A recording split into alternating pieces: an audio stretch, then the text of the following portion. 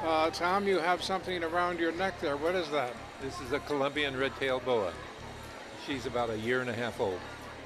Oh, not The one bad. behind you will be 7 years old, so that's what she's going to look like when she's about 7. Did you name this guy? This is Chong. Oh, okay. You named it. I named it Chong. I have another one named Cheech. So they came from Chula Vista. That's why I came up with those special names. So it's probably where some of the best snakes come from. Yep. Seems friendly. Not frightened of the microphone or anything. No. The more they're handled, the better they get. The more docile. None of the snakes like to be handled, but they tolerate it. And after a while, they They enjoy just it. get used to Yeah. it. Yeah. And then they wrap themselves around your neck and make sure that you do what they want. Exactly. Can he pose for our camera, like maybe look at the lens and say a few words, Well, or you want to hissing? make sure when you're filming a Colombian red-tailed boa that you get the snout on it, Yeah. because if you look at the snout, Yeah. it has a mustache and a goatee. We put a little top hat on him. He can go to every party you could think of. A very classy snake. Very classy snake. Yes.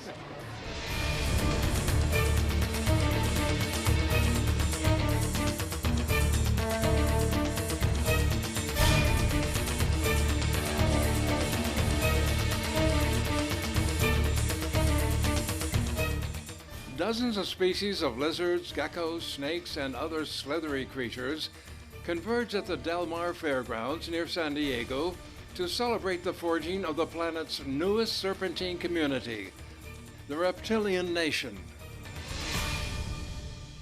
Basically, we're having a Reptile Expo open to the public. Thousands of reptiles, amphibians, arachnids, even isopods, all kinds of supplies. There's multiple companies here, as you can see. Reptile factory behind us, JFK Dragons. We got a chameleon vendor here, all different types of animals here. Snake vendor over there. There's about 70 or so vendors in here. We have different shows going on twice a day as well, presentations and whatnot. I do see there are a lot of people here. How did you get them all to come? We basically just, promote our butts off and, get out there in the public, let people know about it, and a lot of word of mouth. Yeah, I would have guessed that there were so many people interested in reptiles. There is. It's actually kind of has like a cult following, just as like a comic book convention would have or whatnot. Maybe not as many fans as comic books, but definitely gets a decent fan base. Not like Comic-Con, but more like Reptilicon. Yeah, yeah, exactly. Uh-huh.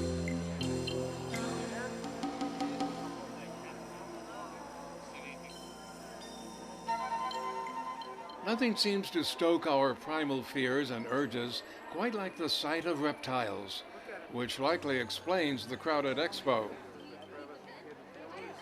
The gathering attracts a large following of fans, as well as an eclectic mix of exotic species, which hail from different parts of the globe. Where do all these reptiles come from? What part of the country? They come from all over the world. A lot of them come from Asia, Africa. Then there's also some species that are from United States as well. They're from all over the world, except the colder environments like Antarctica or the South Pole or whatnot. There are a lot of tiny little ones too, I saw. There's little dinky little micro geckos, little tiny snakes, all the way to animals that can get up to like 20 feet or so.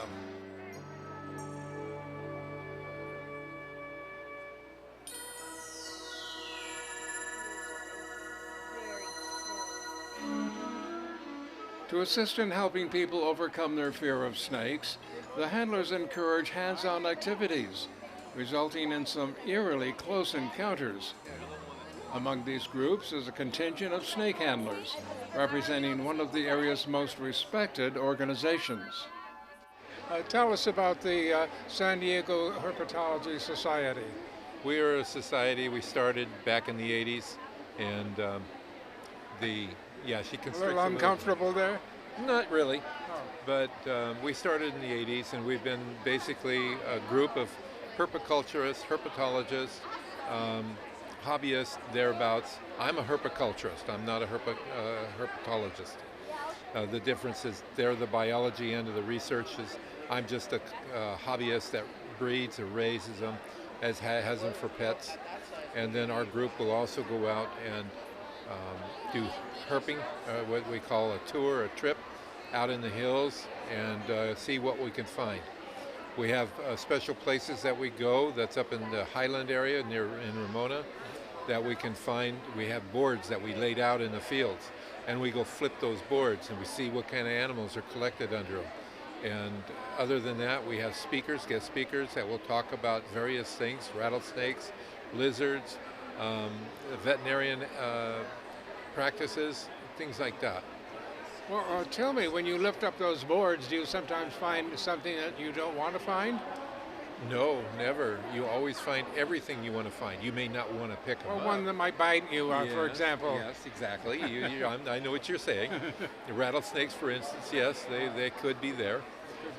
But we find colubrids, which are just regular rat snakes and that. Lizards. Hey, everything we find under the boards are what we're looking for. Standing out from this snake pit of pythons and vipers is a crested gecko named Frazzle, who is happy to show off to our camera.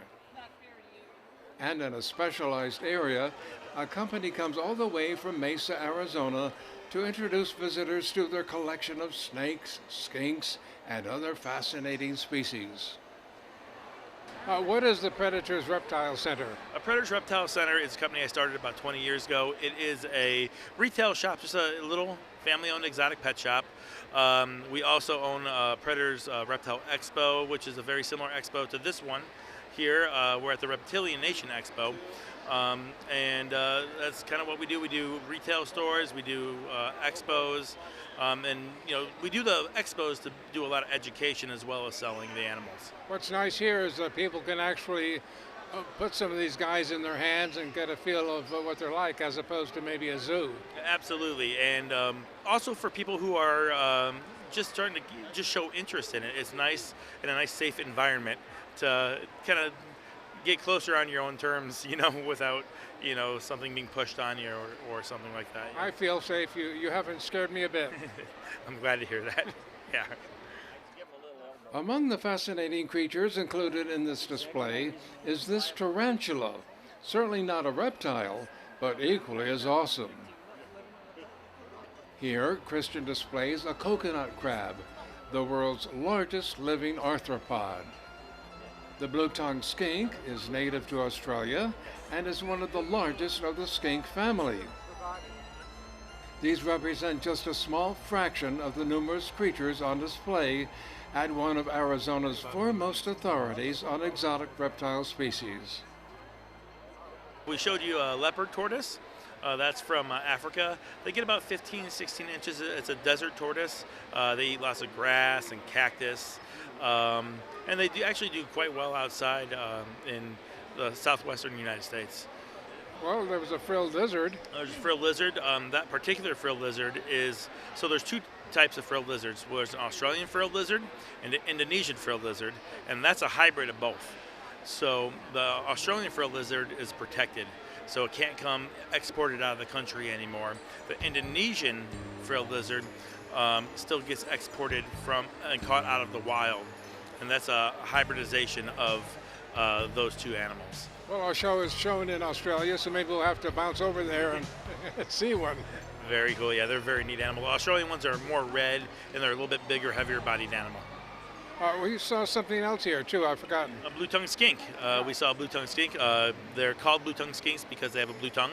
And when threatened or they're afraid, they open their mouth really wide and put out that big blue tongue, flatten it out, and scare the heck out of anything that is trying to eat it. I'm glad he didn't demonstrate that today. Yeah, that one's pretty tame. That's a big, lazy, lizard that we have there today.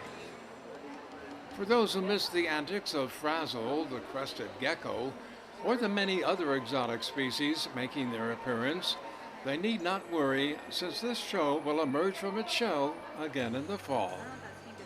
Is this going to happen again? Yes, it will. It's going to happen on September, I believe it's October 17th and 18th. Okay, but is it going to be an annual thing? It's 2 times a year. 2 times every year? 2 times every year. We're trying to do it every spring and fall. We're not sure if we're going to stick to March and October, but it will be every spring and fall. Now the question is, do you have a pet reptile? I have plenty of snakes. I do, yes. Snakes. What is your favorite snake? Amazon basin emerald tree boa. You don't keep that a secret, do you? No, I don't. It's actually on our banner. That green one that's on our banner. That's my snake.